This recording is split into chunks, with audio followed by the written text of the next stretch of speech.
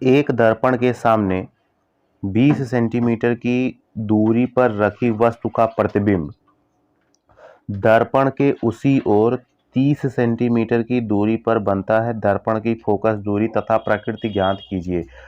तो यहाँ पे हम देख लेते हैं, वस्तु की दूरी 20 सेंटीमीटर दी गई है। दर्पण की ही बात हो रही है, चाहे उत्तल हो चाहे अवतल, है ना। और आपको यहीं से हम बता दें कि कह रहा है वस्तु का जो प्रतिबिंब है दर्पण के उसी ओर बन रहा है। अगर प्रतिबिंब दर्पण के पीछे बनता है तो उत्तल होगा। अगर प्रतिबिंब दर्पण के उसी ओर बनता है जिधर वस्तु रखी गई है वो तो अवतल दर्पण होगा। ठीक है, यहाँ पे हम देख लेते हैं 30 सेंटीमीटर की दूरी पर बनता है तो प्रतिबिंब की जो दूरी है वो -30 सेंटीमीटर, है ना। कह रहा है कि उसी ओर, है ना। देखो उसी ओर मतलब ये है कि अवतल दर्पण है, अवतल दर्पण की जो प्रतिबिंब की दूरी होगी वो माइनस में होगी।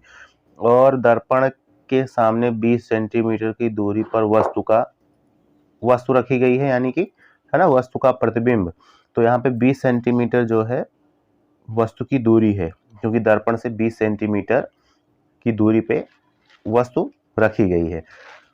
तो हमको ये पता चल गया, U और V पता चल गया। हमको क्या ज्ञात करना है, F ज्ञात करना है। तो हमको जब सब कुछ पता ही चल जब हमको U और V पता ही चल गया तो F हम निकाल सकते हैं।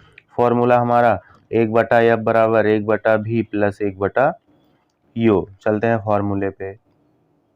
देखिए फोकस दूरी और ये हमारा दर्पण का सूत्र। तो 1/F बराबर V कितना है, देख लेते हैं। V हमारा कितना है, -30। तो यहाँ पे हम रखेंगे -30 प्लस 1/U। तो U कितना है, -20। तो यहाँ पे हम U के स्थान पे क्या रख देंगे, -20। ठीक है, चलिए इसको त्रियक गुणा करते हैं हम आप। तो ये हो जाएगा -20 प्लस, ब्रैकेट में लिखिए -30, नीचे -30 गुणा -20, फिर उसके बाद बराबर करेंगे -20 प्लस माइनस, ये ब्रैकेट खुलेगा तो माइनस हो जाएगा 30 बटा, माइनस है, माइनस माइनस प्लस हो जाएगा तो 30 गुणे 20। तो इसको हम ऐसे रहने देते हैं, 30 गुणे 20, माइनस को हटा देते हैं। ठीक है, अब चले आते हैं यहाँ पे ऊपर। चलिए तो -30 और -20 कितना हो गया, 50। तो -50 बटा 30 गुणा 20, इसको काटते हैं, किससे कटेगा, 10 से कट जाएगा।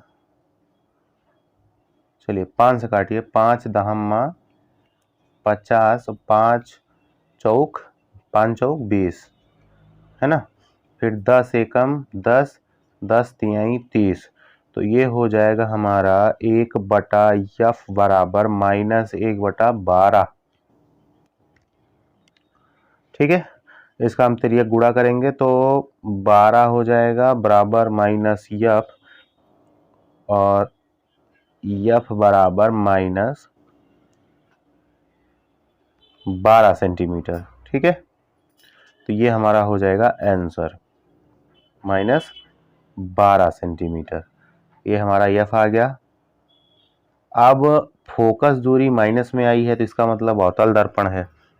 समझ में आया, दर्पण की जो फोकस दूरी है वो 12 सेंटीमीटर होगी, और F जो है ऋणात्मक आया है, इसका मतलब कौन सा दर्पण है, अवतल दर्पण है। अगर यहीं पे F जो है हमारा धनात्मक आता तो उत्तल दर्पण होता। मैंने पहले ही आपको बता दिया था कि जो है हमारा जो प्रतिबिंब है उसी ओर बन रहा है जिधर वस्तु रखी गई है। तो अगर वस्तु की तरफ ही प्रतिबिंब बनता है तो जान लो वो अवतल दर्पण ही होगा। अगर उसके दूसरी तरफ बन रहा, पीछे की साइड, तो वो उत्तल दर्पण होगा। तो ये हमारा आंसर है। फोकस दूरी 12 सेंटीमीटर और जो दर्पण होगा वो क्या होगा, अवतल दर्पण होगा।